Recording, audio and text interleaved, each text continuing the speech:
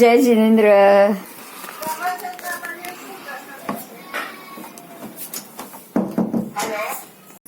અવસરપીણી છે ત્યાં વધઘટ 100% છે, અને જ્યાં ઉત્સર્પીણી અવસરપીણી નથી ત્યાં વધઘટ નથી.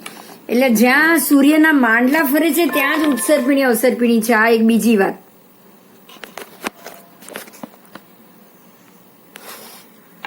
આ પણ નક્કી છે. હા, સૂર્ય ને ચંદ્રના માંડલા આમ તો આપણા આખા જંબુદ્વીપના કોર્નરથી, હા, જંબુદ્વીપના કોર્નરથી ફરી રહ્યા છે. એટલે જ્યાં એનો પ્રકાશ થોડો ઓછો પહોંચે ને, એટલે જેટલું ડિસ્ટન્સ વધી જાય ને સૂર્યના મંડળથી, જે પ્રદેશ જેટલા વધારે દૂર છે ને એ જગ્યાએ ઉત્સર્પીણી અવસરપીણીમાં વધારો ઘટાડો છે, તરતમતા છે. મતલબ એ થયો કે જેટલું આવે, સમજો કે ભરત ક્ષેત્ર, ઐરાવત ક્ષેત્ર, એના ઉપરથી સૂર્યના માંડલા ફરે છે, એટલે ત્યાં તો ઉત્સર્પીણી અવસરપીણી છે જ. ત્યાં તો બધા જ આરા આવે, 6 આરા આવે. પણ તમે જરાક અંદર જશો ને, થોડાક અંદર જશો ને, તો પેલો હિમવાન ક્ષેત્ર, પછી હેમવત ક્ષેત્ર આવશે. એ સૂર્યના માંડલાથી થોડુંક દૂર છે, વધારે દૂર નથી પણ થોડું દૂર છે. તો એ જે થોડું દૂર છે ને, ત્યાં હંમેશા ત્રીજો આરો, ના વધે ના ઘટે. પછી એનાથી હજી વધારે અંદર જાઓ, હજી બીજું ક્ષેત્ર આવશે, ત્યાં હંમેશા બીજો આરો. મતલબ જેટલું માંડલાથી દૂર ગયું ને ક્ષેત્ર, જેટલું માંડલાથી વધારે દૂર, ત્યાં હંમેશા બીજો આરો. હજી ઓર વધારે અંદર જશે, ત્રીજો આરો. સમજાય? હજી ઓર અંદર જશે, ઓર અંદરના ભાગમાં તો દેવકુરુ ઉત્તરકુરુ આવશે, એ પહેલો આરો. મતલબ જેટલા માંડલાથી વધારે દૂર અંદર જાય છે ને, જેટલું વધારે અંદર જાય છે ને, એટલી જે એ લોકોના શરીર, એ લોકોની અવગાહના, બધું જ સારામાં સારું. બધું સારામાં સારું. પણ જેટલા એ બહાર આવતા જશે, એટલા પાછા એ જ અવગાહના ને બીજો આરો થશે, ત્રીજો આરો થશે. આપણે તો 5મો અને 6ઠ્ઠો આવશે, કારણ કે આપણા માથા ઉપરથી ફરે છે. સમજાય આ વાત? મહાવિદ્ય ક્ષેત્રમાં બહુ મધ્યમાં છે, બહુ અંદર નથી, બહુ બહાર નથી. મહાવિદ્ય ક્ષેત્રના જે બધી વિજયો છે ને, 32 વિજયો, એ કંઈક લગભગ 16,000 એરિયા આ બાજુ, 16,000, 22,000 આ બાજુ, 22,000 આ બાજુ, એમ એટલા એરિયામાં આવી ગઈ. એટલામાં એ આવી ગઈ, વચ્ચેના ભાગમાં નથી. એમાં સદાકાળ ચોથો જારો, પહેલો, બીજો, ત્રીજો એમાં ના આવે. બરાબર? ભૂમિમાં ફરક પડે ને, પાછો ભૂમિમાં ફરક પડે.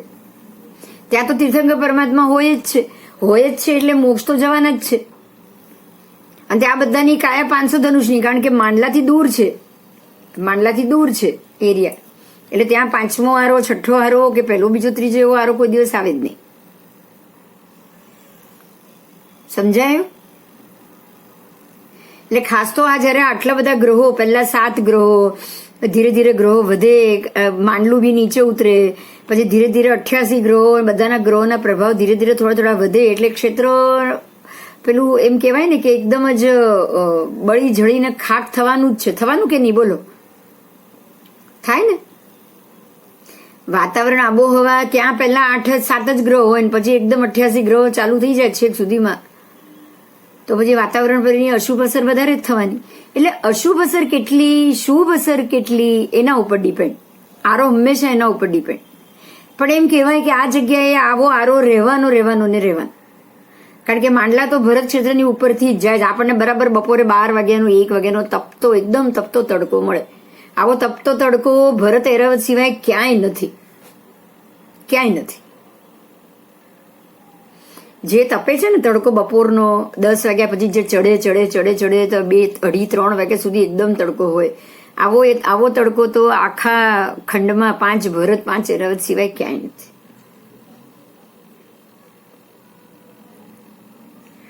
તો આવો એક તો તડકો તપે, અને પાછું ક્ષેત્ર નાનું થાય, ઉતરે, માંડલા નીચે ઉતરતા જાય.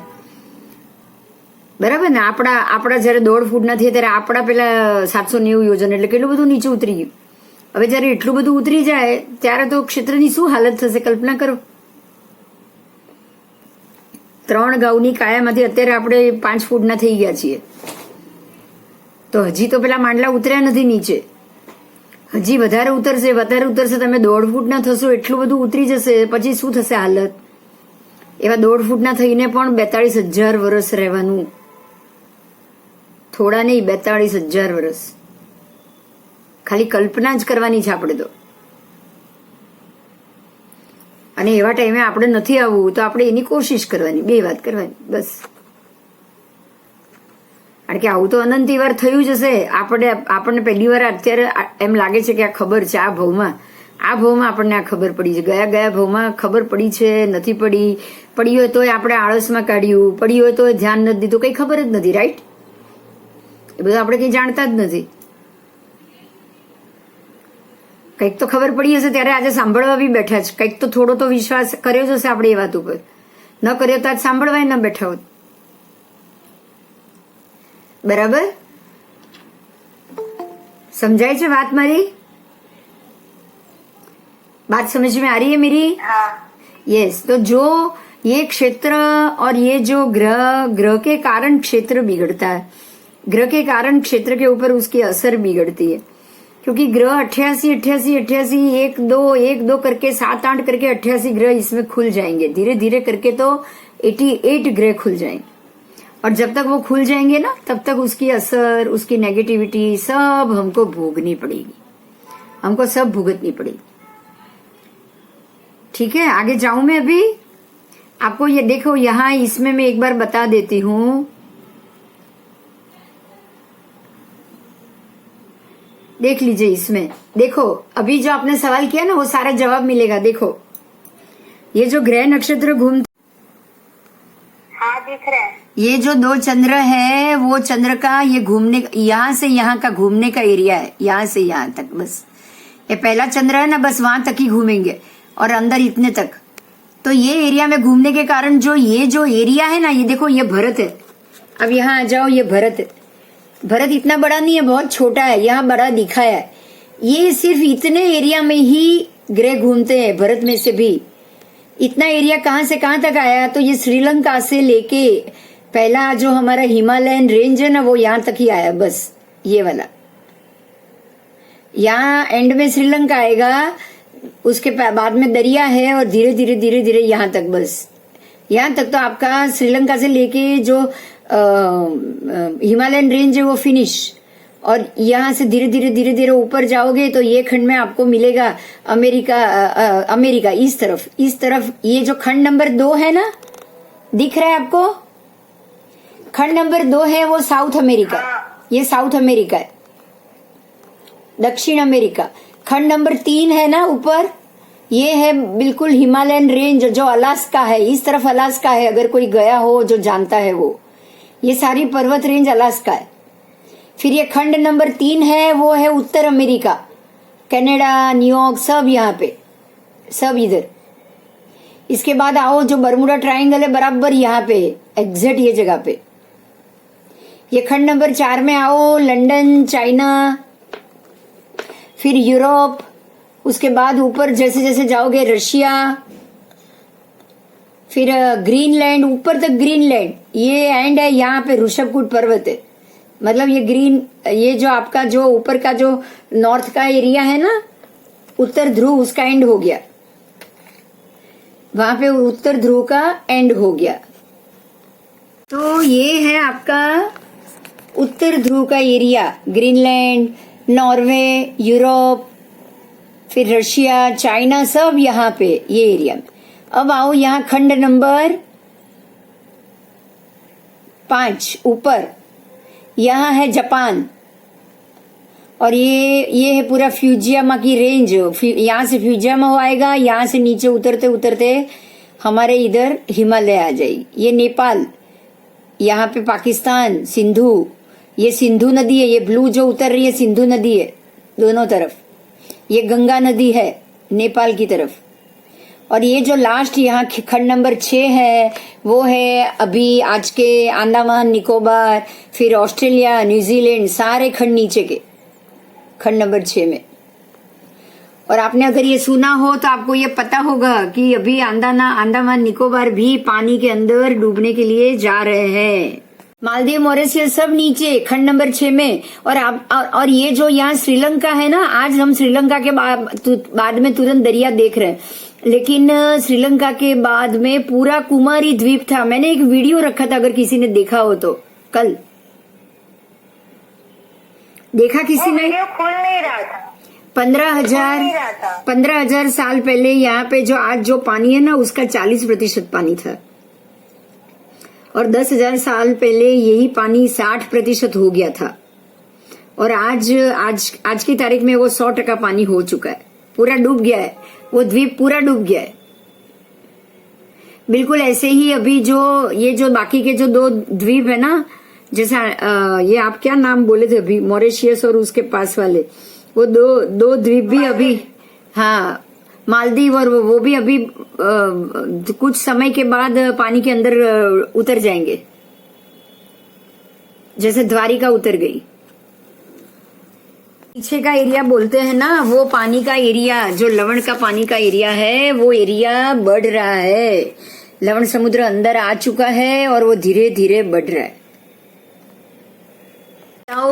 कि जो चौथे आर्य के शुरू में हमने जो चक्रवर्ती का जो नाम पढ़ा ना, सब चक्रवर्तियों का, उसमें से सगर चक्रवर्ती अजितनाथ भगवान के वक्त हुए थे, दूसरे भगवान के वक्त सगर चक्रवर्ती। वो सगर चक्रवर्ती के 60,000 पुत्र थे। उन सब ने ये जो जगती हमारे भरत क्षेत्र और जगती के बीच में उन्होंने वो जगती के जो आपने वो कल दीवार देखी ना, जगती की लवण समुद्र की दीवार देखी ना, वो दीवार के नीचे छिद्र बनाए और लवण का पानी अंदर लाए। जैसे एक बोट के अंदर एक छिद्र बना दो तो पानी धीरे धीरे बढ़ेगा ना। कुछ ऐसा लगता है 1 भी दिन लगे, 2 दिन भी लगे, 2-3 दिन लगता है और फिर बोट भर जाती है, फिर डूब जाती है। बिल्कुल इसी तरह से ये पानी अंदर लाया गया ताकि ये अब जो किनारे के भरत क्षेत्र के जितने भी देश प्रदेश है ना, वो सारे पानी में डूब रहे, और पानी धीरे धीरे बढ़ेगा।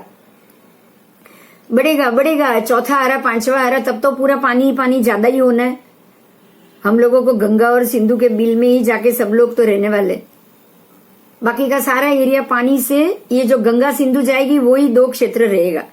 बाकी का सारा एरिया पानी, कीचड़, ऐसी बारिश होगी, उससे पूरी जमीन खराब होके रह जाएगी। ना खेती होने वाली है, ना कोई वनस्पति रहेगी, ना कोई सब्जी वब्जी कुछ होने वाला है, कुछ नहीं होने वाला।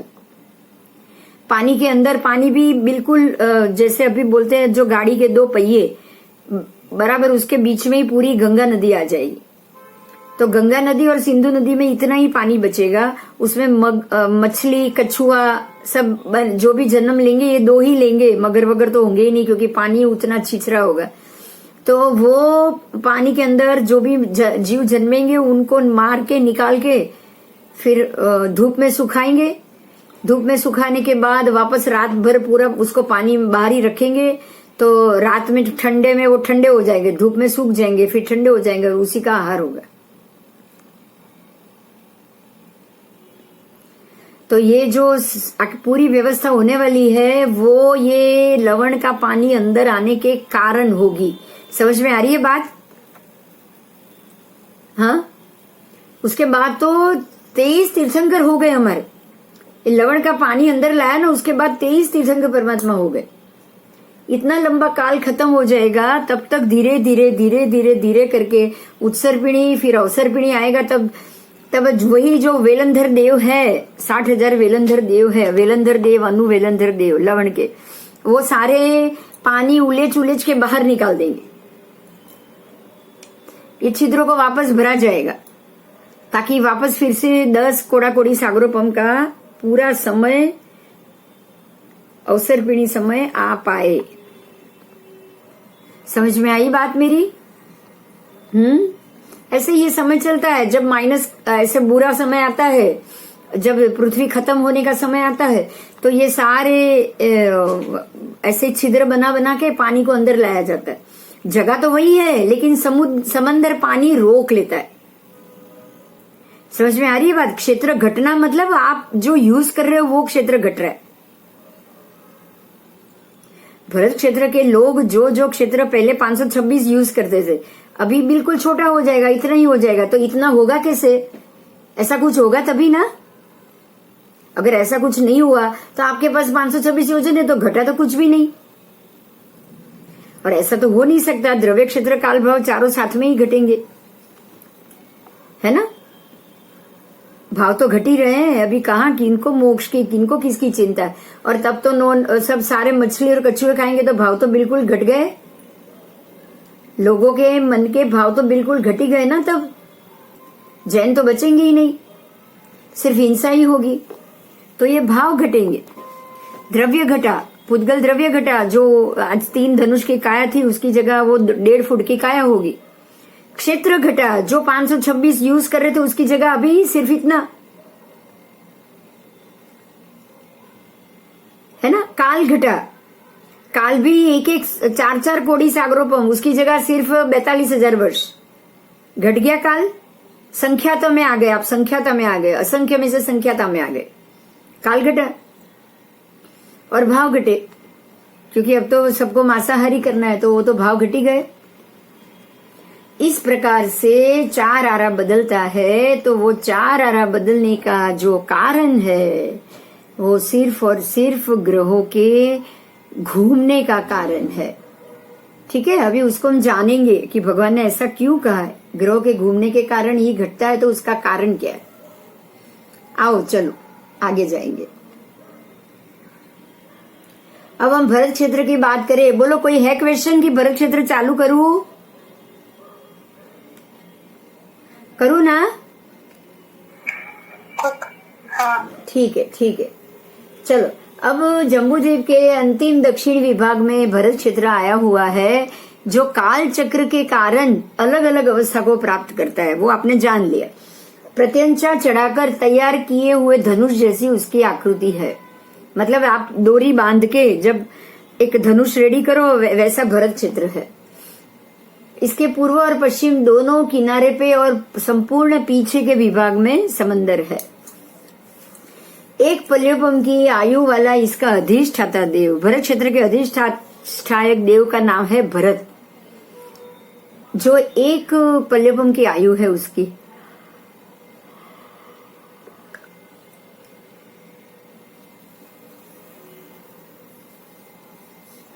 आगे जाएंगे। इसी कारण इस क्षेत्र का नाम भरत क्षेत्र कहा जाता है। वर्तमान अवसर पीढ़ी में प्रथम तीर्थंकर ऋषभ देव के पुत्र भरत चक्रवर्ती भी यहाँ के सबसे प्रथम चक्रवर्ती होते हैं। इससे भी इसका नाम भरत क्षेत्र है। तो ये क्षेत्र उसके नाम से शाश्वत, भरत क्षेत्र नाम शाश्वत। ये क्षेत्र 526 योजन 6 कला जितना है। यह भरत क्षेत्र वैताड़े से 2 भागों में विभाजित होता है। इससे उसके 2 भाग होते हैं, दक्षिणार्ध भरत, उत्तरार्ध भरत। देखो बराबर वैताड़ा पर्वत है ना, भरत क्षेत्र के बराबर मध्य में से निकलता है। आओ जाने। देखो ये जो है भरत क्षेत्र बिल्कुल ऐसे धनुष जैसा दिख रहा है आपको। ये धनुष जैसा है, धनुष का ये पेट बाहर निकला और ये सीधी डोरी है कि नहीं, है ना। ये पूरा धनुष है और ये उसका पेट है। अब देखो यहाँ बीच में ये पर्वत दिख रहा है आपको, है ना, ये पूरा ग्रे कलर का। ये पर्वत जो पूर्व से पश्चिम का, ये पूर्व से पश्चिम मतलब ये पूर्व है दिशा और ये पश्चिम दिशा है। तो पूर्व से पश्चिम लंबा है वैताड़े बिल्कुल। तो ये वैताड़े यहाँ से यहाँ हो गया, तो मतलब भरत क्षेत्र के 2 विभाग हो गए। ये है उत्तर भरत और ये वैताड़े के इस तरफ नीचे के भाग में दक्षिण भरत।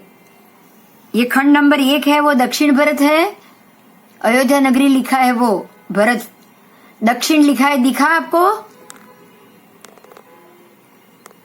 दिख रहा है ना। मैं यहाँ दक्षिण लिखा हुआ ही है। ये दक्षिण, हाँ दक्षिण भरत। और ये ऊपर वाला है वो उत्तर भरत। देखो यहाँ उत्तर है, उत्तर भरत। खंड नंबर 4 है वो उत्तर भरत। खंड नंबर 4 है वो उत्तर भरत। अब यहाँ भरत क्षेत्र के बाद जो ये पर्वत है लघु हिमवान पर्वत, उसको बराबर सटके खड़ा है। वहां पर एक पद्मद्र है, सरोवर है, वहां से 2 नदी आती है। एक आती है गंगा, देखो यहां से यहाँ आ रही है, गिर रही है। यहाँ से पद्मद्र से 500 योजन इधर जाएगी, फिर नीचे गिरेगी भरत क्षेत्र में, और बराबर यहाँ से यहाँ नीचे उतरेगी, पूरा लवण में मिल जाएगी। तो ये लवण में मिली तो इसके 2 और इसके 3 विभाग और हुए, 1 2, और ये सिंधु नदी उतरी तो 3 हुआ, 3 विभाग। हाँ देखो ये खंड नंबर 3, गंगा ये साइड और सिंधु ये साइड। देखो गंगा ये साइड, सिंधु ये साइड। तो गंगा यहाँ से आई, सिंधु यहाँ से, तो ऊपर के खंड के 3 विभाग हो गए ना, ये पहला, ये दूसरा और ये तीसरा। देखो ये नदी के पहले वाला भाग, और ये नदी के बीच वाला भाग खंड नंबर 4, और यहाँ का और गंगा नदी है तो गंगा नदी के पूर्व का भाग। 3 भाग, ऊपर के 3, उत्तर भरत के 3 विभाग हुए कि नहीं? हाँ हाँ, ये पहला, ये दूसरा, ये तीसरा, उत्तर भरत के 3 विभाग हुए। और ऐसे ही बराबर नीचे दक्षिण भरत के भी 3 विभाग हो गए। देखो मेरा कर्सर है, देखो ये 1, ये 2 और ये 3, इसके भी 3 विभाग हुए। हाँ। तो एक वैताड़े पर्वत और 2 नदियों के कारण भरत क्षेत्र के 6 खंड बनेंगे। 6 विभाग मतलब 6 खंड। ये खंड 1 और 1 तो शुरू यहीं से होगा, भरत से ही होगा, अयोध्या नगरी से 1 खंड नंबर बनेगा। ये 1, फिर ये 2, उसके बाद ऊपर 3, फिर ये 4, ये 5 और ये 6 हो गए। आपको नाम पढ़ सकते हो ना आप। वैताड़े के मध्य के कारण, मध्य से वैताड़े ने 2 भाग बनाए, ध्यान से सुनिए। वैताड़े ने मध्य से 2 भाग बनाए, एक उत्तर भाग एक दक्षिण भाग। तो उत्तर भाग वो उत्तर भरत, दक्षिण भाग वो दक्षिण भरत। वहां पूर्व से गंगा नदी ने 2 भाग बनाए, ये पूर्व से गंगा नदी आई, उसने भी ये और ये 2 भाग बनाए, यहाँ और यहाँ। तो यहाँ वाला भाग है खंड 4, यहाँ वाला है खंड 5। अब इसके नीचे यहाँ खंड 1, यहाँ खंड 6। इस तरफ भी आओ, सिंधु नदी ने भी 2 भाग बनाए। तो ये खंड 4 तो बना ही था पहले, अब ये खंड 3 बना। ये 1 तो बना ही था तो यहाँ 2 बना। तो बराबर गंगा, सिंधु और वैताड़े के कारण भरत क्षेत्र के 6 विभाग होते हैं। ठीक है? हाँ बराबर बराबर। अब हमारा भरत क्षेत्र 6 विभाग में डिवाइड हुआ। भरत क्षेत्र के 6 खंड हुए, और आज के जो 6 खंड है वही 6 खंड है। बस आपके लिए बहुत सिंपल यही है कि जो हमारे आज के जो 6 खंड है ना, बराबर मध्य में एशिया और इंडिया है। आपने वर्ल्ड का मैप तो देखा ही है, देखा है ना? बराबर मध्य में इंडिया और एशिया है, बराबर उसके ऊपर हिमालय है। हिमालय के ऊपर जाओगे तो जो चीन, रशिया और जो भी ऊपर तक जो प्रदेश है वो आप ग्रीनलैंड मान सकते हो, आर्कटिक मान सकते हो, आर्कटिक खंड, वो सारा जो ऊपर का एरिया है वो सारा नीचे का खंड नंबर 1 है, हम रह रहे, तो ऊपर का खंड नंबर 4। नीचे का 1 है तो ऊपर का 4 है, बराबर। फिर आओ हमारी ओर से जो दक्षिण अमेरिका, मतलब हमारे, जैसे मैं ऐसे मैप में ऐसे सीधा रखूंगी तो मेरे लेफ्ट साइड होगा ना दक्षिण अमेरिका, नीचे का खंड होगा दक्षिण अमेरिका। तो वो हुआ है सिंधु के कारण। सिंधु और वैताड़े का जो कोना बनेगा वो बनेगा दक्षिण अमेरिका। जब ऊपर की तरफ जाओगे तो उसका ऊपर का उत्तर भरत और सिंधु का जो कोना बनेगा वो होगा उत्तर अमेरिका। इस तरफ पूर्व में जापान बनेगा, और नीचे ऑस्ट्रेलिया, न्यूजीलैंड। बराबर 6 खंड आपके हमारे जो है वो हो गए, बराबर।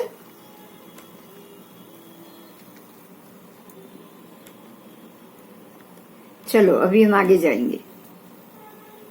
आपने 3 तीर्थ भी जान लिए। अब यहाँ का जो देव है उसका नाम है भरत देव।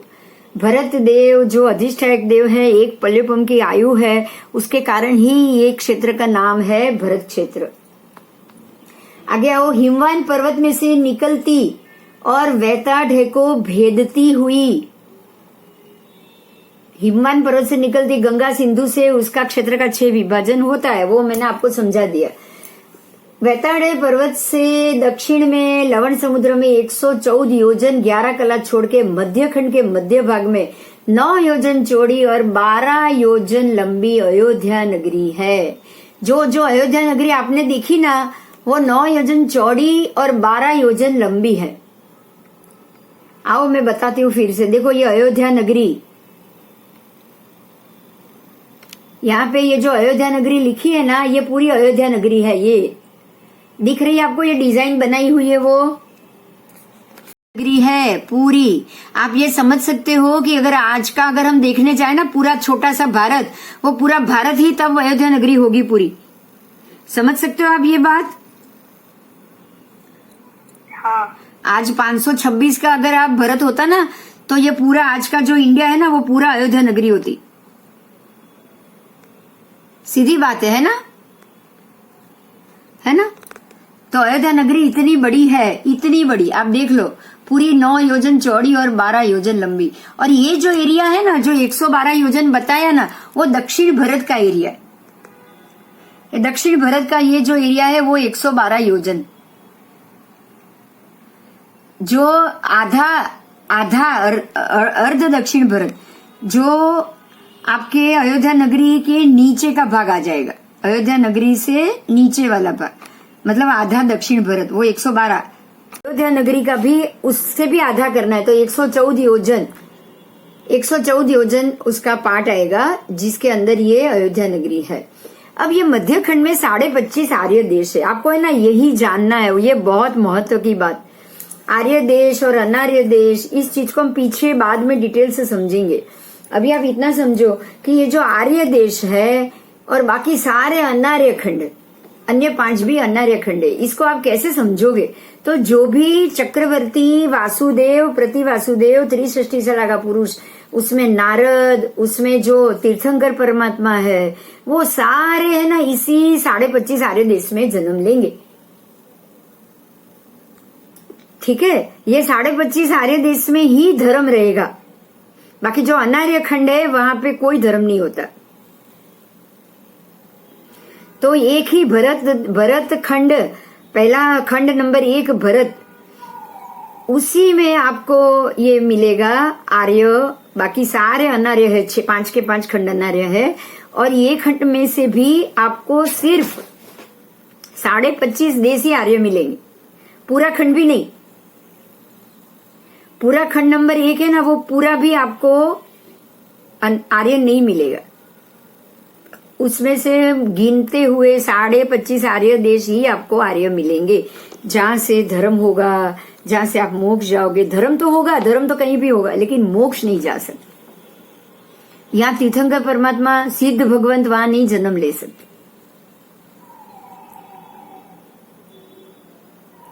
मध्य खंड में रहे आर्य देश में ही 24 तीर्थंकर, 12 चक्रवर्ती, 9 बलदेव, 9 वासुदेव, 9 प्रतिवासुदेव आदि 63 सला का पुरुष होते हैं। और ये दक्षिण समुद्र के प्रभास, वर्धा और मागध तीर्थ भी इसी आर्य देश में आए। सब आर्य देश में आएगा, अनार्य में कुछ नहीं आएगा। भरत क्षेत्र की लंबाई पूर्व से पश्चिम ऐसी लंबी, पूर्व से पश्चिम जो लंबाई है ना, वो 14,471 योजन है। ऐसे सिर्फ 500 आप सोच सकते हो कितना पतला होगा, और ऐसे 14,000।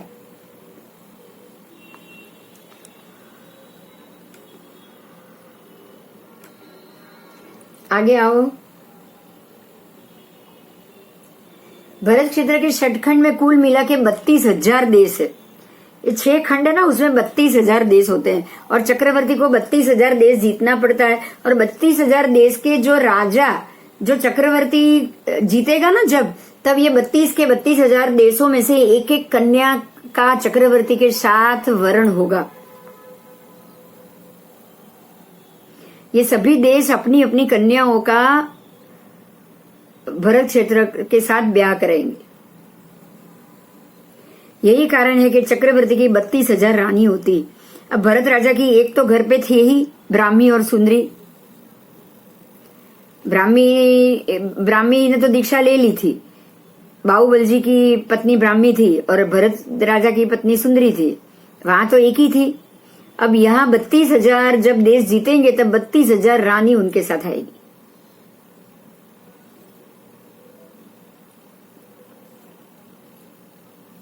आगे जाएंगे षटखंड रूप भरत क्षेत्र में आए चौथे खंड में लघु हिमवान के मूल में आए ऋषभकूट पर्वत पर चक्रवर्ती अपना खुद का नाम काकिणी रत्न से लिखते हैं।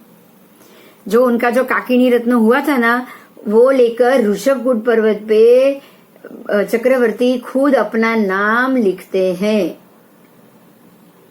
ठीक है, आगे अभी हम देखेंगे, लेकिन ये सारा वृत्तांत किसमें से लिया गया है वो नाम मैं पढ़ रही हूं, सुनिएगा। वसुदेव हिंदी, वायु पुराण, ब्रह्मांड पुराण, आदि पुराण, वरा पुराण, वायु पुराण, शिव पुराण, नारद पुराण, लिंग पुराण, स्कंद पुराण, मार्कंडेय पुराण, श्रीमद् भागवत पुराण, अग्नि पुराण, विष्णु पुराण और कूर्म पुराण, ये सारे पुराणों में से ये विगत ली गई। इत्यादि ग्रंथ से भी ये स्पष्ट होता है कि प्रस्तुत देश का नाम ऋषभदेव के नाम से उनके प्रथम चक्रवर्ती भरत राजा के नाम से ही हुआ था। पाश्चात्य विद्वान T.J. स्टीवेंसन ब्रह्मैनिकल पुराण उनके हिसाब से भी और गंगा प्रसाद जी के इतिहास से, रामधारी सिंह दिनकर के संस्कृति के 4 अध्याय, उसमें भी यही मंतव्य है। क्षेत्रलोक प्रकाशक सर्ग 16 श्लोक 445, उसके अंदर ये सारी डिटेल दी हुई। ठीक है, तो अगर आप क्षेत्रलोक पढ़ोगे तो आपको ये सारी डिटेल, आगम में क्षेत्रलोक पढ़ना पड़ेगा। आओ अभी एक और ये पिक्चर जो आपने देखा था वही पिक्चर, पर देखो यहाँ कुछ नहीं लिखा और बिल्कुल बढ़िया सा भरत क्षेत्र दिखाई दे रहा है आप सबको। बढ़िया सा भरत क्षेत्र के 6 के 6 खंड दिख रहा है ना? हाँ। यहाँ कुछ नहीं लिखा है, बिल्कुल ऐसा पतला सा है वो भरत क्षेत्र बस, और हमने उसको पृथ्वी के ऊपर रख के आप पूरे लपेट के आकाश में रख दिया। तो आप जो 25.5 आर्य देश है ना, उसके नाम जानोगे। इसके नाम में सबसे पहला नाम देखो, 32,000 देश है। वो देश कितने हैं टोटल? पहले तो 32,000 देश, और सब देशों के मध्य खंड में, उसमें से मध्य खंड में 5,320 देश है। कितने? हाँ, 5,320 देश मध्य खंड में है, उसमें से सिर्फ 25.5 आर्य देश है। बोलो, कुछ समझ में आ रहा है? हाँ,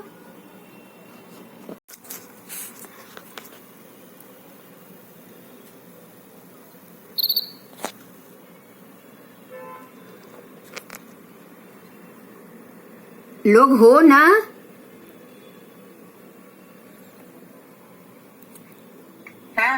हाँ हाँ, चलो अभी मैं ये 25.5 आर्य देश की बात कर रही हूँ। उससे आपको है ना, मैं जो शब्द बोलूंगी ना, उस पे आपको ये ध्यान देना है कि ये भगवान के भगवान का क्या क्या कल्याणक यहाँ पे हुआ है। आसान तरीका एक ही है ये जानने का कि भगवान के कल्याणक जहाँ जहाँ हुए हैं वो सारे आर्य देश है।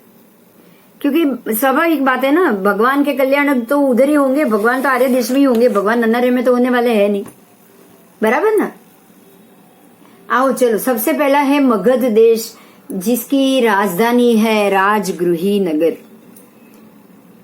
फिर है अंग देश, उसकी राजधानी है चंपा नगरी। चंपा नाला भी कहा जाता है अंग देश के। चंपापुरी मालूम है ना वो?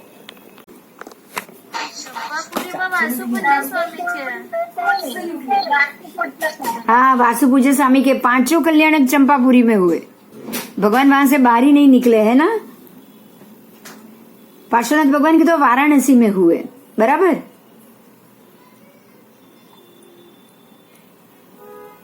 आओ आगे, बंग देश, बंगाल, ताम्रलिप्ति नगरी के नाम से जाना जाता था। उसका जो मुख्य नगर है, राजधानी है, वो है ताम्रलिप्त, और बंग देश जो आज का बंगाल है वो। फिर कलिंग देश, जो आज उड़ीसा और द्रविड़ देश के बीच में है, कांचनपुर राजधानी है। उसके बाद है काशी देश, वाराणसी नगरी, बनारस, और यहीं पे पार्श्वनाथ भगवान के कल्याणक हुए, बराबर, हाँ या ना? हाँ। फिर कौशल देश, काशी और कौशल दोनों साथ साथ में ही है देश, आसपास में ही। अवध, उसको अवध बोला जाता है, उसकी राजधानी साकेतपुर, और यही है अयोध्या, यही है आज की अयोध्या। फिर है कुरु देश, कुरुक्षेत्र, कुरु देश, जो गजपुर, हस्तिनापुर जिसकी राजधानी है, उसका नाम है गजपुर, पहले गजपुर था जो आज हस्तिनापुर है, वो कुरु देश की राजधानी है। फिर कुशावर्त देश, सौरिकपुर जो आज शौरीपुरी करके है, जो चंबल और उसकी जो खीण और उसकी जो नदी है ना, वो किनारे पे ये शौरीपुरी आया हुआ है। पांचाल देश, काम्पिल्यपुर नगरी है, कपिला नगरी उसकी जो राजधानी है। फिर जंगल देश, अहित छत्रा नगरी, आप अगर आपको पता हो ना तो अभी आज जो दिगंबर संप्रदाय ने वहां पे अहित छत्रा नगरी में एक भगवान का जो बनाया है ना मूर्ति और बड़ी पार्श्वनाथ भगवान की, और उन्होंने उसको अहित छत्रा नगर ही नाम दिया है। वो उसका नाम जंगल देश है, उसका नाम जंगल देश और अहित छत्रा ही दिया है। ये एक बहुत अच्छा काम किया है, क्योंकि आपको इससे मालूम पड़े कि आपका ओरिजिनल ये अगर ये नाम अगर वापस आ जाए ना सब जगह, सभी जगह, तो आप हमारे लिए बहुत आसान हो जाएगी। ये सारा क्षेत्र है वो आर्य क्षेत्र है। फिर है सौराष्ट्र देश, जो आज का काठियावाड़, द्वारवती नगरी, द्वारिका उसकी राजधानी थी। सौराष्ट्र की राजधानी द्वारिका थी, आज सौराष्ट्र देश के अंदर पालीताना सौराष्ट्र में आया हुआ है। उसके बाद है विदेह देश, मिथिला नगरी, विदेही जो माता सीता का जो जन्म स्थान है वो, ये मिथिला नगरी राजा जनक की नगरी थी, इसलिए वो जनकपुर से जानी जाती थी। वत्स देश, प्रयाग, जो आज अभी जो प्रयाग है उसके पश्चिम में ये देश, और कौशाम्बी नगरी उसकी राजधानी थी। और यहाँ पे आपको पता होगा चंदन बाला का जो पारना और सब हुआ है वो कौशाम्बी नगरी में हुआ है भगवान का।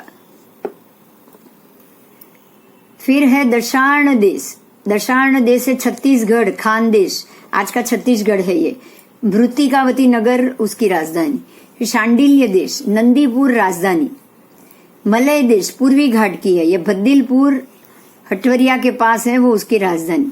उसके बाद है वच्छ देश, वच्छ अलवर जयपुर का ये प्रदेश है, वैराटपुर उसकी राजधानी। फिर है वरुण देश, अच्छापुरी उसकी राजधानी। चंडी देश, चंदेरी, शक्तिकावती नाम है और राजधानी का।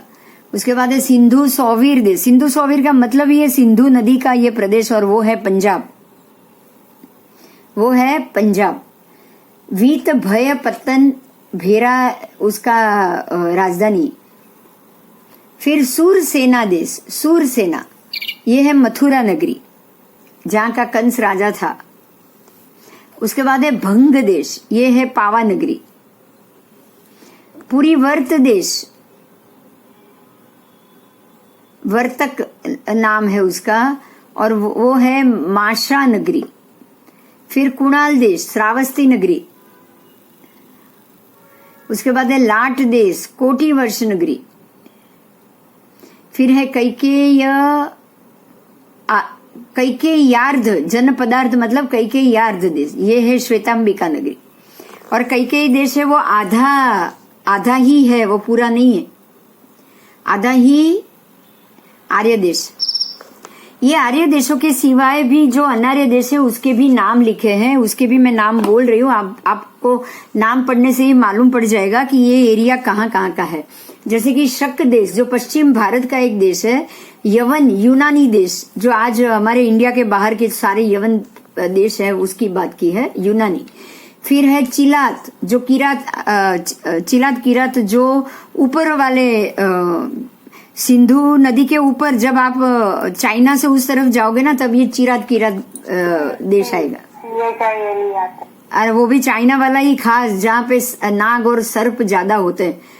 सर्प और ये ज्यादा क्योंकि इनके जो, हाँ देखिए एक बात मैं बताऊं, ये जो किरात है ना, जो किरात है वो उनके जो हम बोलेंगे ये उनके कुलदेव है वो सर्प है, नागकुमार देव।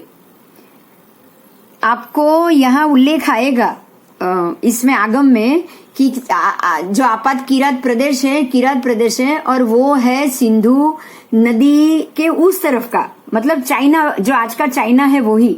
और उनके देव, हमारा आगम में लिखा है तब उनके देव नाग कुमार देव थे। और आज भी आप देखोगे ना तो पूरे चाइना में ड्रैगन ही उनका देव, आज भी आप देखो, है कि नहीं बोलो।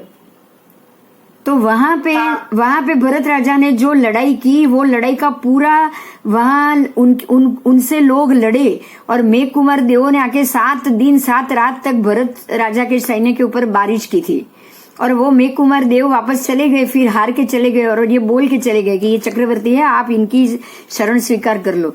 तो वहां उनके जो कुल देव है वो नाग कुमार देव है। और आज भी आप जानोगे कि चाइना के जो कुल देव है वो ड्रैगन उनके देवता की साइन है ना। चाइनीज ड्रैगन वो सर्प ही है, एक बड़ा सर्प है वो, और उसको वो लोग देवी मानते हैं। तो ये बात जो आगम में थी और ये जो आज भी है वो बिल्कुल सही। आगे जाएंगे।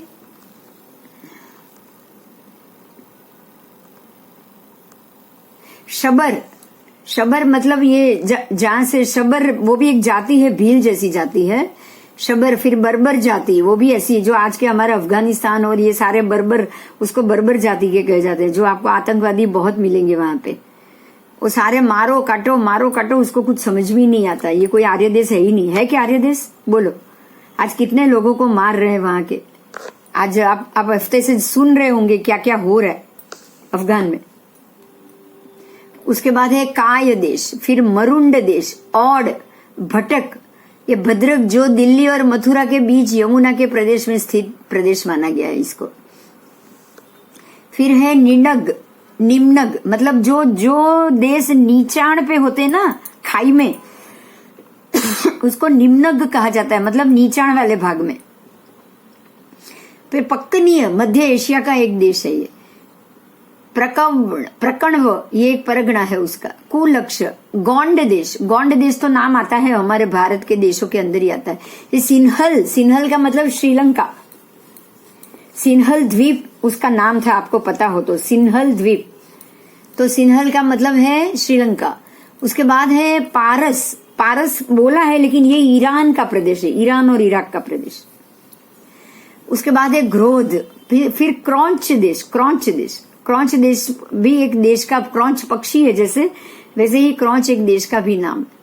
फिर अम्बट जो चीनाब नदी के निचले भाग का एक गणराज्य है। दमिल द्रविड़ राज्य, चिल्लल, उसके बाद पुलिंड, फिर हरोस, होब, वक्कण अफगानिस्तान का ये उत्तरी पूर्वी छोटा प्रदेश है वक्कण करके।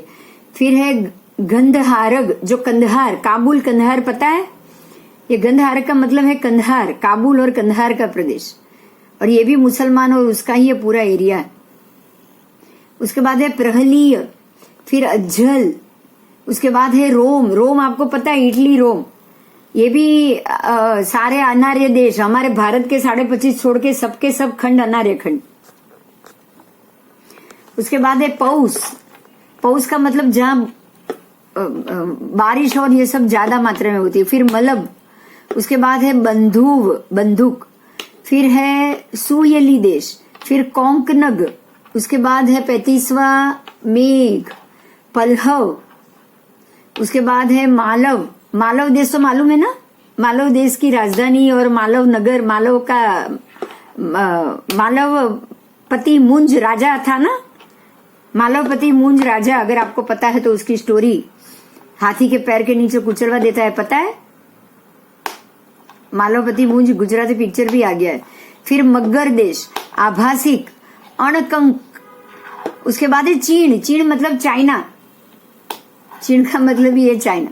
फिर लहसीय मतलब लहसा प्रदेश, फिर है खस, उसके बाद खासीय, फिर एद्धर नेहर प्रदेश, उसके बाद है मेंढ, फिर डोम्बिलग, फिर लौस, उसके बाद कक्के मतलब कैके राज्य जहां की राजकुमारी कैकेयी थी। उसके बाद है पौस, फिर अखाग, हूण देश मतलब अरब देश में हूण का मतलब परी होती है, परिया। तो उन लोगों को हूण का बहुत उन लोगों में महत्व होता है। ये वो लोग ये कहते हैं कि हम यहाँ से मरने के बाद जाओगे तो परी आपको आपके लिए जन्नत में हूर आपके लिए तैयार होगी। वो लोग ऐसा करके सारे लोगों को मारते हैं और खुद भी मरते हैं।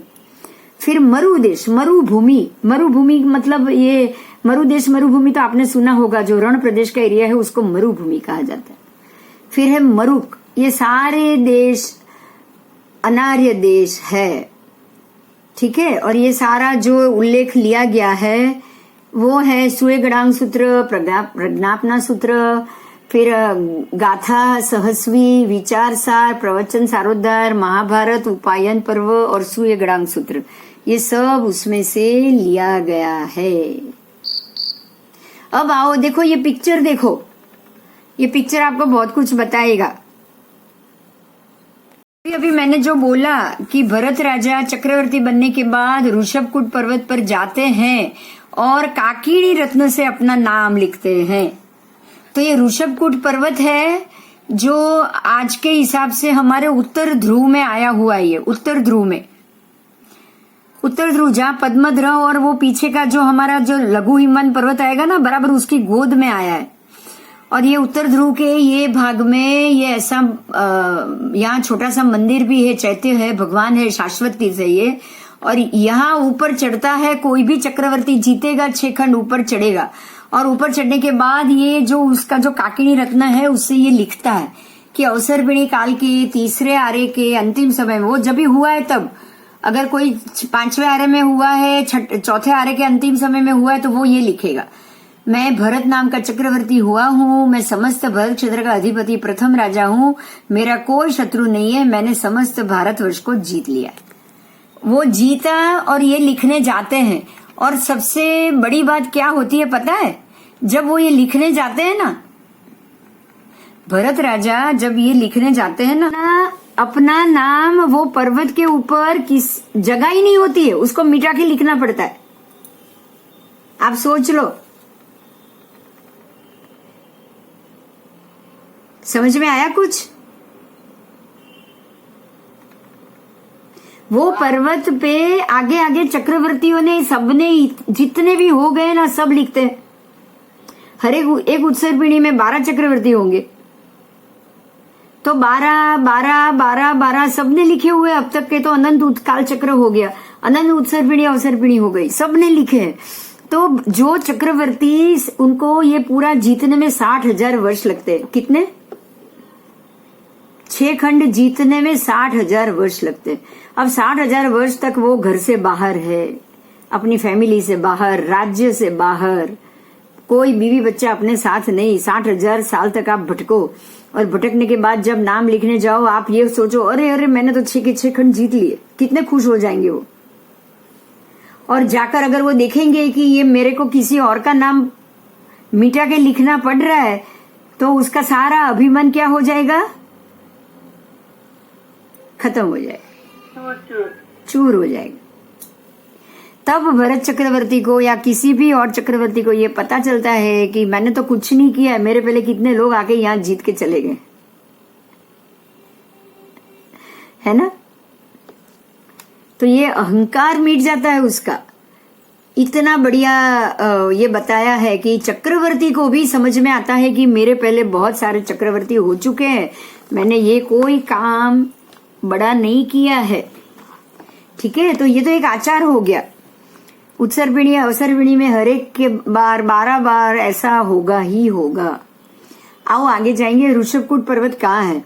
हिमवान के दक्षिण में, मेखला के पास, गंगा सिंधु प्रपात कुंड के नीचे ऋषभकूट नामक एक पर्वत है जो 8 योजन ऊंचा और 2 योजन पृथ्वी के अंदर निमग्न है। मतलब ये बिल्कुल जगती के जितना ही, जैसी जगती है ना उतनी ही ऊंचाई से, सुंदर गोपूछ के आकार वाला होता है। उसकी चौड़ाई मूल में 8 योजन, मध्य में 6 और ऊपर 4 योजन। बहुत छोटा है, ऐसे तो ये देखा जाए तो बहुत छोटा है। इसका घेरावा मूल में 25 योजन, मध्य में 18 योजन और ऊपर 12 योजन से कुछ विशेष है। ये पर्वत है, ये पर्वत 25 योजन है, वो पर्वत है। समझ में आया? 25 योजन ही है इसका घेरावा, मूल में 25 योजन चौड़ा है ये, और मध्य में 18 योजन और ऊपर 12 योजन।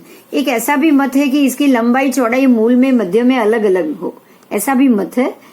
ठीक है, कोई बात नहीं, दोनों मत जम्बूद्वीप प्रज्ञप्ति के भी ही है, तो आप उसको छोटा समझो या उससे भी बड़ा समझो, लेकिन पर्वती है। 25 योजन भी अगर है ना तो बिल्कुल वैतड है जितना है। आगे जाएंगे।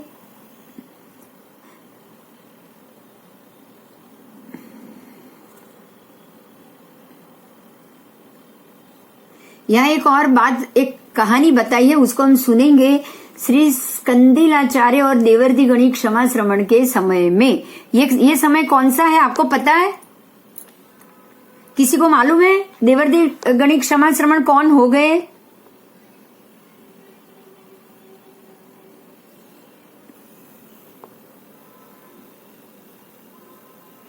देवर्षि गणित क्षमा श्रवण के नीचे आपको यहाँ पे 500 आचार्य बैठे वल्लभीपुर में, और उन्होंने आगम ग्रंथों की लिखने की रचना की। कल्पसूत्र नहीं, आगम ग्रंथ लिखे गए, आगम ग्रंथ लिखे गए। तब तक सिर्फ पढ़ रहे थे सब। तो उनके समय में, मतलब जब ये तलेटी वड यहाँ पे थी, वल्लभीपुर थी, तब की बात। उस समय में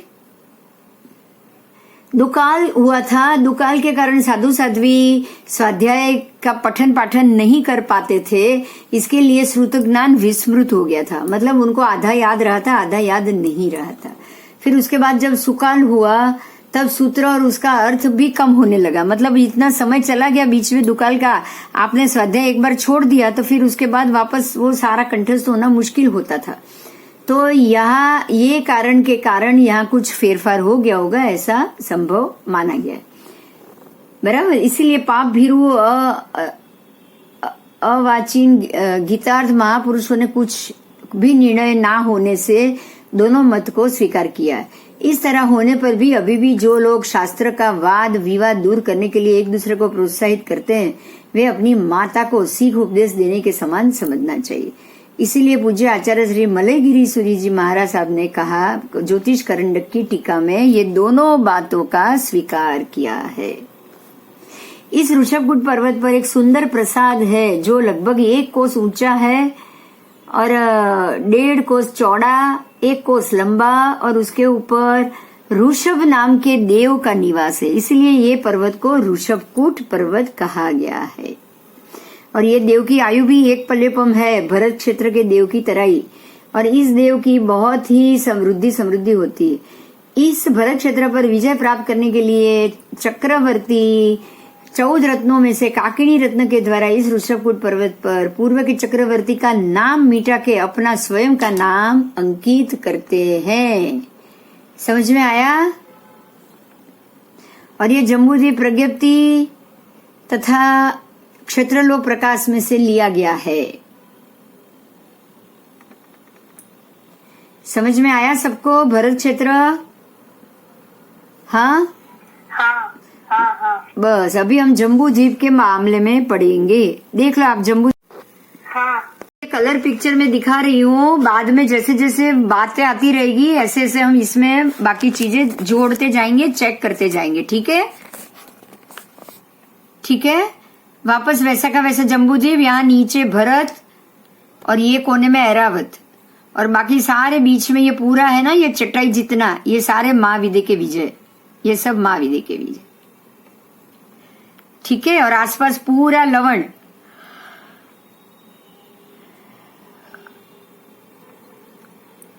पढ़ेंगे।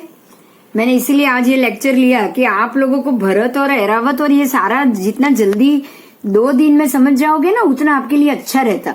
अगर मान लो कि 1 हफ्ते का गैप पड़ जाता ना बीच में, तो आधी चीज भूल जाते आप, लिंक टूट जाती। हाँ, लिंक टूट जाती। अब आपको पूरा जम्बूद्वीप भरत क्षेत्र मालूम पड़ गया ना, फिट हो गया। और पढ़ते रहना, थोड़ा थोड़ा पढ़ते रहोगे तो बाकी का भी भूलोगे नहीं आप, बिल्कुल, है ना। 2 दिन जल्दी जल्दी लेक्चर लेने का कारण ही ये है कि दोनों चीज आप साथ में सुनो, नहीं तो वापस अगले गुरुवार को सुनते 1 हफ्ता निकल जाता, आप सब भूल जाते। अब आपको ऐसा लगेगा तो बीच में बुक भी खोल लेना और मेरा लेक्चर भी सुन लेना 1-2 बार, ये पिछले दोनों, तो आपको ये भूलने भी नहीं देगा और आपके लिए बहुत अच्छा हो जाएगा, है ना। आप भूलोगे भी नहीं और हर एक चीज आपको एक के बाद एक याद रह जाएगी। ये बहुत अच्छी बात है। अगर आपने ऐसे बीच में भी अगर एक बार सुन लिया तो जरूर सुन लेना सब। आगे जाएंगे, यस, रिवाइज हो जाएगा। आगे जाएंगे मध्य लोक का मध्य द्वीप। बराबर पूरे लोक में जितने भी असंख्य द्वीप समुद्र देखे ना, बराबर उसके मध्य में जम्बू द्वीप है। ये जो आपने जो आकार अभी देखा ना जम्बू द्वीप का, ये सारे द्वीप समुद्र के बराबर मध्य में है। तो मध्य लोक के मध्य में रहा जम्बू द्वीप, सर्व द्वीप समुद्रों के बीच में रहा हुआ है और इसका आकार पूर्णिमा के चंद्र के समान गोल है, कहीं से भी लंबा चौड़ा नहीं, पूरा गोल। और पूरा गोल है और सपाट नहीं समझना है आपको, सपाट नहीं है बिल्कुल। ये सपाट लिखा है मगर ध्यान मत देना सपाट पे। देखो यहाँ पे भी उन लोगों ने अंडरलाइन किया है, सपाट शब्द के ऊपर भी अंडरलाइन किया है। देखो यहाँ सब लिखा हुआ है ना, उसमें से बोला है उन्होंने, भगवती सूत्र उसमें से। लेकिन आपको सपाट नहीं समझना है, द्वीप कभी भी सपाट होता ही नहीं, फ्लैट होता ही नहीं। आगे जाएंगे। ये जम्बू द्वीप 1 लाख योजन लंबा चौड़ा, चारों तरफ से उसका घेराव 3,16,227 योजन, 3 गुनी। कोई भी जम्बू द्वीप अगर 1 लाख चौड़ा है तो उसकी परिधि 3 गुनी से भी ज्यादा होती है। तो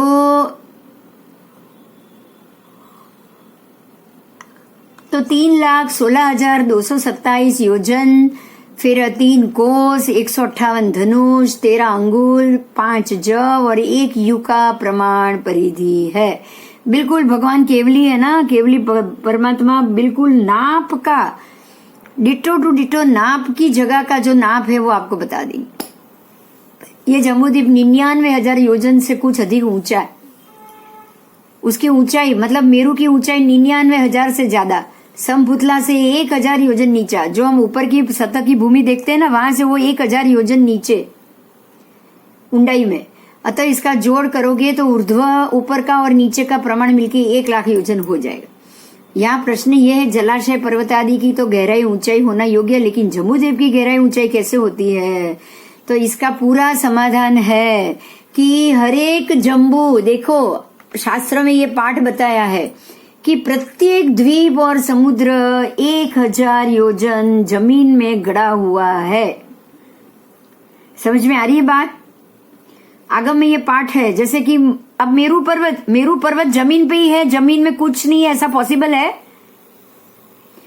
कोई भी 1 लाख योजन ऊंचा बिल्डिंग होगा तो कुछ तो ऊंचाई होगी कि नहीं, उसके उद्वेद पाया होगा ना जमीन के अंदर, होता ही है। तो वो 1 लाख है, उसका पाया है। अरे सॉरी, 1,000 योजन अंदर जो ऊंडा है वो उसका पाया है। तो 1 लाख ऊंचे मेरू पर्वत का जमीन के अंदर 1,000 योजन ऊंडाई होगी, बराबर।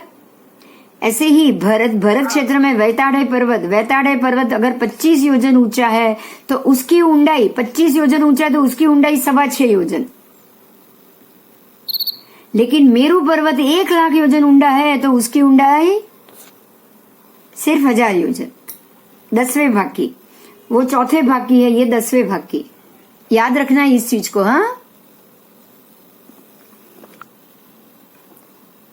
आगे जाएंगे। हेलो, हाँ, मेरू पर्वत ની બી હાઈટ ઓછી થતી જતી હશે ना, बिल्कुल नहीं। आपकी अंदर कोई जायज नहीं। जो हम ये जो हाइट घटना और भूमि घटने का जो एरिया है ना, वो वैताडे से इस तरफ वाला ही प्रदेश सबसे ज्यादा है और खाली भरत में होने वाला है। खाली भरत में बाकी के ऊपर के 6 खंड तो जमीन नहीं घटेगी, लेकिन पूरी जमीन खराब हो जाएगी वहां की। हमारे यहाँ पानी भर रहा है, वहां तक पानी नहीं जाएगा ना, बीच में वैताडे है ना, तो उतना पानी वहां नहीं जाएगा। लेकिन वहां की जमीन छठे आरे के वक्त तो बारिश गिरेगी ऐसे, कीचड़ की बारिश, अंगारे की बारिश, गंदे कादव की बारिश, ये सब होगा। और भूमि तो ऐसी हो ही जाएगी, भूमि ना घटेगी लेकिन खराब तो हो ही जाएगी। ऐसे अंदर की तो होगी नहीं, भरत छोड़ के अंदर तो कहीं नहीं होगी। आरा सिर्फ भरत में बदलता है, ये मैंने आपको पहले बोला है, बराबर।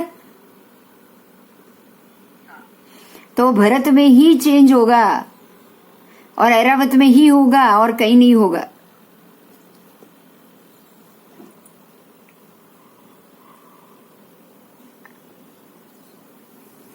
ठीक है, आगे जाएंगे।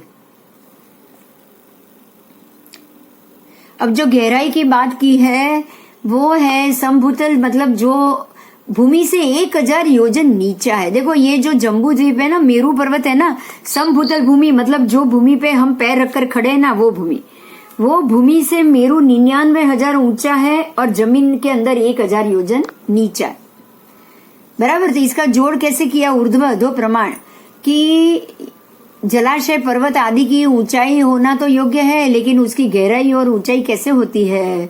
तो जम्बू द्वीप की पृथ्वी पश्चिम दिशा में धम्मा नारकी की ओर घटती जाती, मतलब जो नरक है जम्बू द्वीप की पृथ्वी पश्चिम की तरफ और पूर्व की तरफ जो एंड आएंगे ना, दोनों विजय, वो दोनों विजय घटते जाएंगे। अनुक्रम से 2 विजय में समभूतला से 1000 योजन नीचे उतरती भूमि। स्लोप आएगा, मैंने आपको पहले ही बोला है, जम्बू द्वीप का स्लोप मालूम है। वो हर एक द्वीप बीच में टीला होता है और चारों तरफ ऐसा नीचे उतरता है, मैंने बोला, मालूम है? याद आ गया? ऐसा टीला बनता है, टीला। हाँ। ऐसा टीला बनता है, टीला। तो चारों तरफ से नीचे आएगा ना, आएगा कि नहीं? हाँ, फ्लैट होता जाएगा। यहाँ से नीचा, यहाँ से नीचा, यहाँ से नीचा, यहाँ से नीचा, तो बीच वाला पोर्शन 1000 योजन ऊंडा और कोने में सिर्फ 5 योजन, बराबर। भरत का जो वैताड़ है वो सिर्फ 5 योजन ऊंडा है और बराबर बीच में मेरू पर्वत 1000 योजन ऊंडा। समझ में आ गया? आ गया सबको? काश्मीरा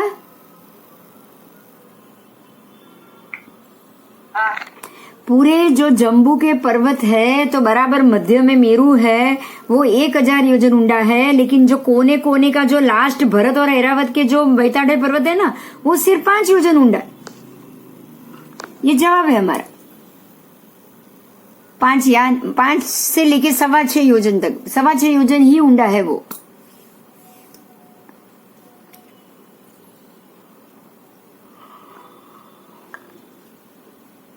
बराबर। तो इस तरह से 1000 योजन ऊंचाई और 1000 योजन का स्लोप जम्बू द्वीप के मेरू पर्वत का बोला गया है। ठीक है, अब आगे जाएंगे। आगे ये है कि जम्बू द्वीप वस्तुतः पृथ्वी, जल, जीव, पुद्गलों से बना है, क्योंकि पृथ्वी, जल, जीव और पुद्गल के ही ऐसे परिणाम होते हैं। और ये जम्बू द्वीप शाश्वत और अशाश्वत भी है, शाश्वत भी है और शाश्वत भी है, क्योंकि इसमें कुछ क्षेत्र भरत, ऐरावत बिल्कुल खराब होंगे, बाकी के नहीं होंगे, तो शाश्वत और शाश्वत दोनों हो गए। जो खराब नहीं होंगे वो शाश्वत है और जो खराब हो जाएंगे वो अशाश्वत, वो अशाश्वत। जब होंगे तब वो अशाश्वत होगा।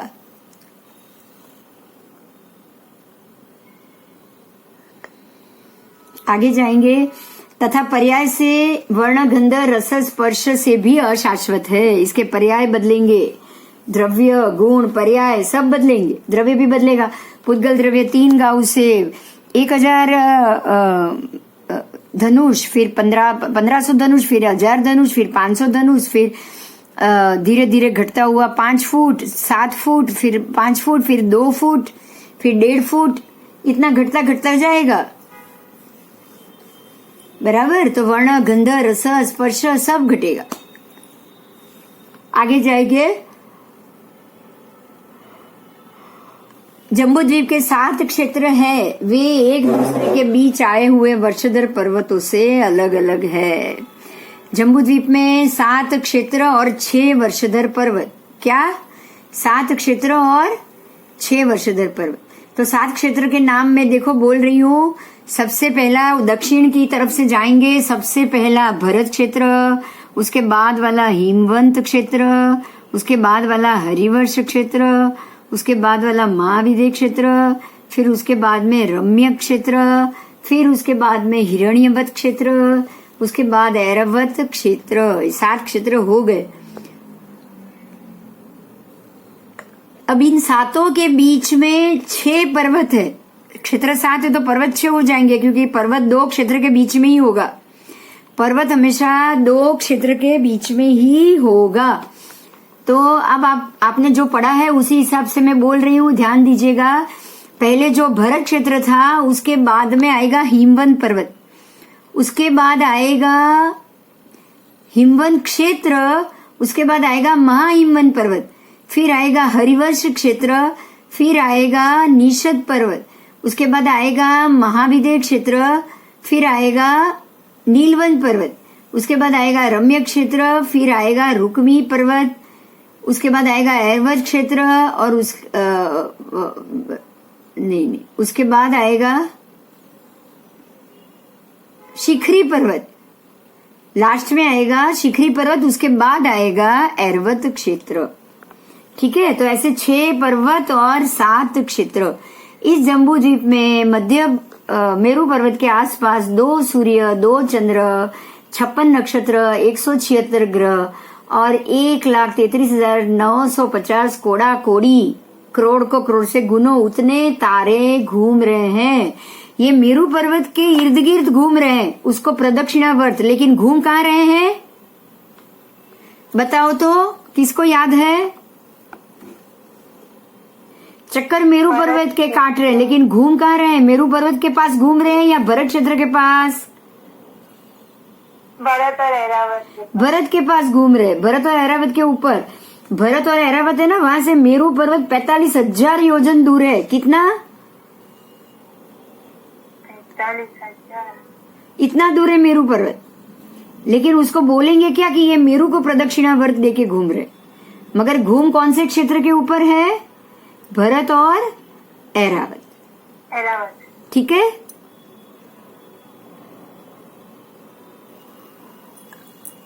आओ आगे आओ।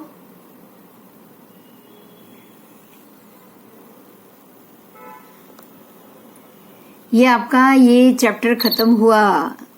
ये कहाँ से लिया है? भगवती सूत्र, फिर जीवा जीवाभिगम सूत्र, ज्ञानार्ष, त्रिषष्टि शलाका पुरुष, लोक, प्रकाश, आराधना, मनुच्चय, समुच्चय, आदि पुराण, जम्बूद्वीप प्रज्ञप्ति, ठाण सूत्र, संवायन सूत्र, क्षेत्रलोक प्रकाश और सिद्धांत सारोद्वार क्षेत्रलोक प्रकाश में से, जम्बूद्वीप प्रज्ञप्ति में से लिया गया है।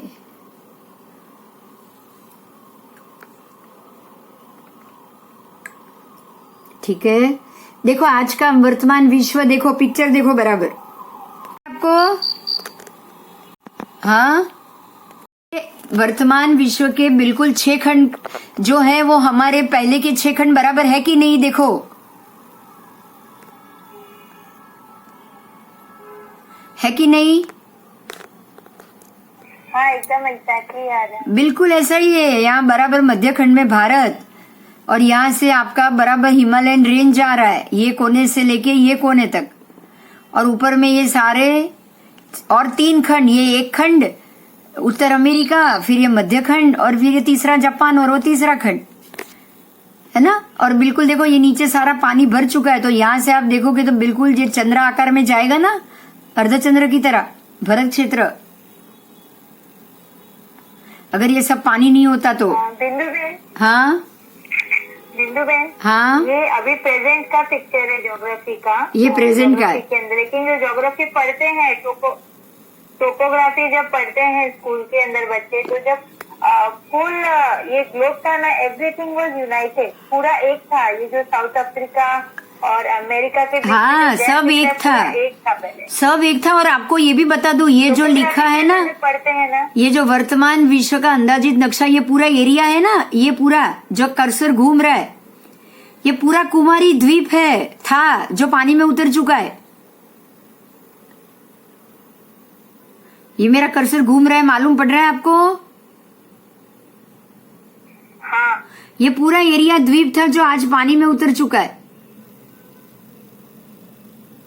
15,000 साल पहले यहाँ पे द्वीप था। हिस्ट्री का जो आता है ना, हिस्ट्री और जो ज्योग्राफी पुराना है, एंशिएंट एज आता है, उसके अंदर कुल एक ही बताया जाता है। उसमें ये हाँ, एक ही बताया जाएगा, एक ही 1500 साल पहले का जो मैप है उसमें एक ही बताया जाता है। इतना पानी था ही नहीं पहले। ये पानी आज से 15,000 साल पहले जो आज 100% है वो 40% था, सिर्फ आधे से भी कम था। समझ में आ रहा है? बिल्कुल हमारे जैसा ही ये पर्वत है, 6 खंड ही, वही ये 6 खंड है।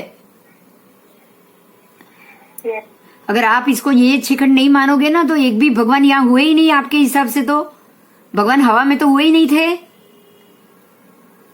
एक भी कल्याणक, एक भी चक्रवर्ती, एक भी परमात्मा यहाँ पे हुए होंगे फिर, अगर हवा में पृथ्वी है तो? बोलो, हुए थे। हाँ, हो ही नहीं सकता। फिर तो आपको ये समझना पड़ेगा कि ये भरत क्षेत्र में भगवान हुए ही नहीं कोई भी, ये तो हवा में लटकी हुई पड़ी।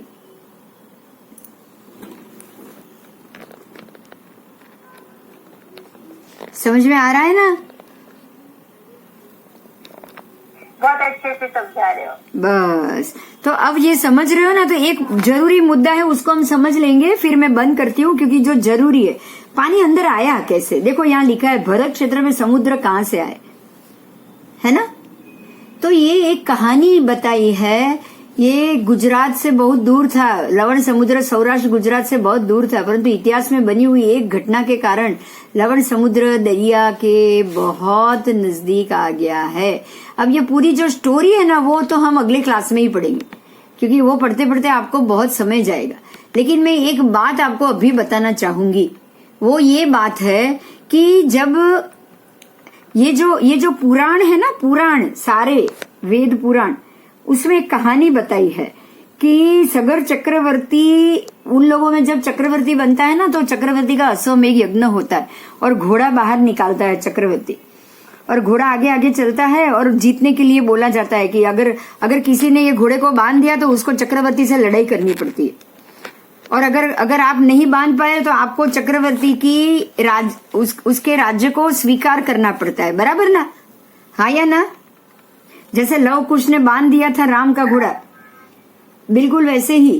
तो ये सगर चक्रवर्ती के जब सगर चक्रवर्ती ने जब अपने चक्रवर्ती बनने के लिए अपने घोड़े को भेजा ना बाहर, तो उसके जो मतलब किसी उसके जो कोई जो उसको जीतना नहीं देना चाहता था, कोई ना कोई तो ऐसा होता है ना जो उसको जीतने नहीं देना चाहता। उसने क्या किया, ये अश्वमेघ वाला का जो घोड़ा था ना, उसको पाताल में खोद के पाताल में छुपा दिया, जमीन के नीचे खोद के उसको नीचे छुपा दिया। और अब चक्रवर्ती को तो घोड़ा मिला नहीं, अब वो क्या करे? चक्रवर्ती को तो जो उसकी रीत है वो तो करनी ही पड़ेगी। तो चक्रवर्ती ने क्या किया कि लवण समुद्र के जो नीचे की ये जगती है ना, दीवार है जो बंद था, कोट बंद है, उसने उसमें छेद बनाए, वो दीवार में छेद बनाए ताकि पानी अंदर आए, और पानी अंदर आए और पूरी पृथ्वी को जमीन से उसने खोद दी, तो पानी जमीन में नीचे भर गया। जैसे ही पानी नीचे भर गया, पाताल लोक में जो घोड़ा छुपा था उसको लेके वो जो जिसने छुपाया था उसको बाहर आना पड़ा। तो सिर्फ ये कारण के लिए हिंदू साहित्य कहता है कि सगर चक्रवर्ती के 60,000 पुत्र थे। वो पुत्रों ने ये पूरी खाई नीचे जम्बू द्वीप में छिद्र बना दिए, और बस तब से लेके अब तक अंदर पानी रोज आया थोड़ा थोड़ा। बाकी पहले भरत क्षेत्र में समुद्र ही नहीं था, सिर्फ गंगा और सिंधु नदी के 14,000 नदियों का पानी का फांटा था। समझ में आ रही है बात? और यही चक्रवर्ती हमारे में भी हुए। अजितनाथ भगवान के वक्त सगर चक्रवर्ती हुए, और उसी सगर चक्रवर्ती ने ही अजितनाथ भगवान के वक्त उसके 60,000 पुत्र थे, और उन लोगों ने ही, हम ये स्टोरी भी पढ़ेंगे अभी, आपको पता चलेगा कि उन्होंने ये शत्रुंजय तीर्थ की और उसकी रक्षा करने के लिए ये खाई बना दी। खाई बनाना चाह के मैं शत्रुंजय के आसपास खाई बना दूं, वो खाई बनाने के लिए उसने लवण का पानी अंदर लाया। शत्रुंजय नदी के अष्टापद थे। नहीं, वो अष्टापद भी कह रहे हैं और शत्रुंजय को भी कह रहे, दोनों को कह रहे।